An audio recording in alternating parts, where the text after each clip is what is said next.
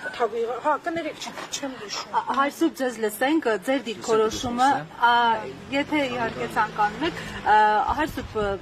տեղեկացա, որ մինչև մտնելը խոսել եք, հստակեցրել եք, որ որևէ առնչություն չէիք էլ կարող ունենալ այս գործի հետ, ամեն դեպքում ինչու հենց դուք ձեզ համար հարց չի առաջացել, որովհետև տեսնում ենք, որ վերջին օրերին իշխանամերձ տարբեր շրջանակներ, իշխանական սատելիտներ հաճախ թիրախավորում են նաև կոնկրետ ձեր անձը։ Ես չեմ խոսի մանրամասնություններից, ընդհանրապես մի գնահատական կտամ։ Ժողովրդավարության թիկնոցով հիմա մենք ապրում ենք չեքիստական բոլշևիկյան երկրում։ Հայր Ռուբեն, խոսենք նաև այդ նոր վարույթը, որ նախաձեռնվել է, դրա հետ կապված ինչ խտրական վերաբերմունք է։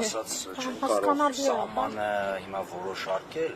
թե որն է թույլատրելի, որը չէ, եւ նախընտրեի այս բանը չխոսել դրա մասին։ Հայր Ռուբեն, ընդհանրապես խոսելու բան շատ կա, առիթները դեռ ունենանք լսել։ Հայրոպեն ամեն դեպքում հաշվի առնելով տեղեկությունները, որ շուտով Հայաստանում նախատեսվում է աղոթքի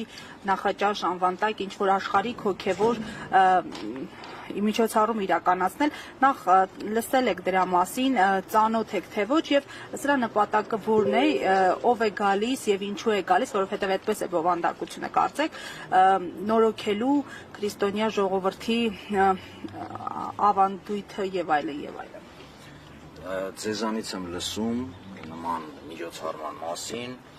այս ամեն ինչը ինձ հիշեցնում է 1920-ականների սկիզբ,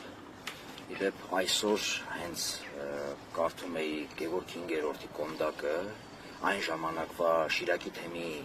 առաջնորդի կարգալուծության վերաբերյալ, այնտեղ էլ 3 հոգի էին, եպիսկոպոս, վարդապետ եւ մի քահանա, կոնդակը կա, շուտով կհրապարակենք կտեսնեք ինչպես է այդ շրջանը, այդ բոլշևիկյան շրջանը, մեկին մեկ համապատասխանում ազատ անկախ 21-րդ դարում ժողովրդավար այսօրվա Հայաստանի վիճակին։ Ամեն դեպքում Փաշինյանն ասում է, ուզում եմ որպես հավատացյալ, որպես քրիստոնեական եկեղեցու, հայ առաքելական եկեղեցու հետևորդ, բարեփոխումներ տեսնել մայրաթոռումը, ցես պետք չեն բարեփոխումներ, հենց մայրաթոռում ներսից որպես դուք հոգևորական ինչպես եք գնահատում։ Եթե չխանգարեն կլինի։ Բարեփոխումներ։ Բարեփոխումները պարտադրանքով չեն արվում։ Բարեփոխումները արվում են ազատության մեջ, ուրեմն ներքին մղումով, ներքին ռեսուրսներով, ժամանակը հաշվի առնելով, բազմաթիվ հանգամանքներ կան, որոնք մղում են, որ դու գնաս բարեփոխումների։ Բարեփոխումների կարիք իմ գնահատմամբ առաջին անգամ չէ, որ ես սրա մասին ասում եմ, ասվում է սրա մասին։ Բարեփոխումներ միշտ եղել է կարիքը, ես նույնիսկ կարծում եմ արմատական բարեփոխումների մենք այսօր խնդիր ունենք, բայց սա պարտադրանքով չի արվում։ Սա արվում է ներքին, ուրեմն մղումով, ռեսուրսների գնահատմամբ, պատմական ժամանակը հաշվի առնելով եւ այլն։ Այսօր պատարագին ծափահարելու հետ կապված այսօր հարցադրում է հնչել դիտարկում Փաշինյանին ճեպազրույցում, նա վստահեցրել է, որ այսպիսի հենց հարցադրումով պատասխանելով ով է որոշել, որ չի կարելի պատարագի ժամանակ ծափահարել, հավատացյալն է որոշում, ինչպես եւ ինչ անել պատարագների ժամանակ կպարզաբանեք այս պահը։ Եկեղեցին ձեզ համար ձեր իսկ բառապաշարով պատասխանեմ չուլանանոց չէ, այդ թվում նաև այդպիսի չուլանանոց։ Եկեղեցին ես հիշում եմ տարիներ առաջ մայր տաճարում մի եկչախումբ էր ժամանել արտերկրից եւ շարականներ էր երգում, նույնիսկ բարձրաստիճան պաշտոնյաներ կային եւ երբ շարականները երգեցին, ավարտեցին, այնտեղ այսպես ինքնաբուխ ծափեր առաջացան,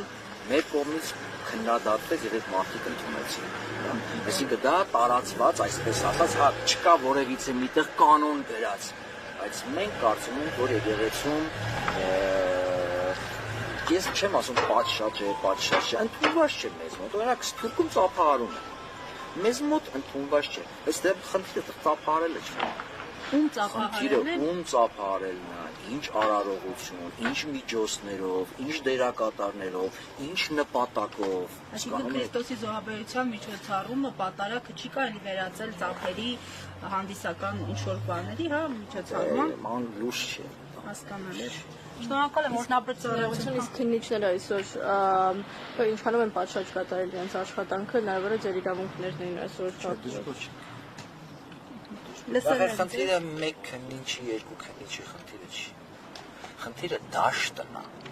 Հասկանում եք, քաղաքական, իրավական դաշտն է։ Այստեղ ես որոշ քննիչ չեմ կարող մեղադրել։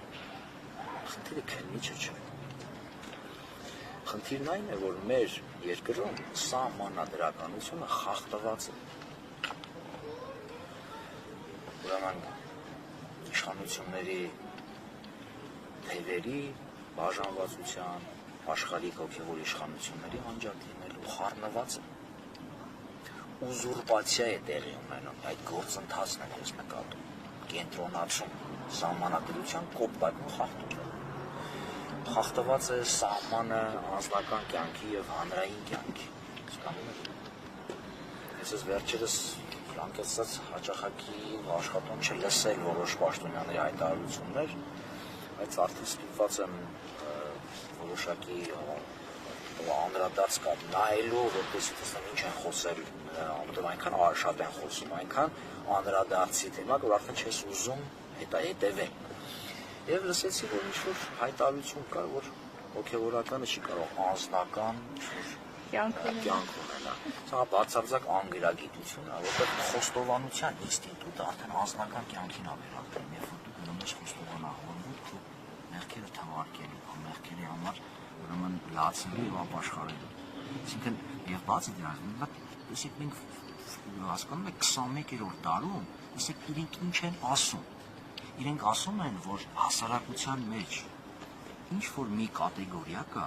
ինչ որ մի խավ կա, որը իրավունք չունի մեղք գործել։ Իրավունք չունի, հասկանում եք։ Նույնիսկ Աստված մարդուն չզրկեց մեղք գործելու, սխալվելու իրավունքից։ Բառը ուշադրություն, իրավունքի մասին է խոսքը, ոչ թե որ մեղք գործելը լավ է, վատ է։ Այսօր ինձ ասում են, դու որպես հոգևորական իրավունք չունես մեղք գործել։ Եվ մենք ապրում ենք իրավական պետության մեջ։ Շնորհակալ եմ։ Մանաշ, շուտարաբար, ակսիկանչի։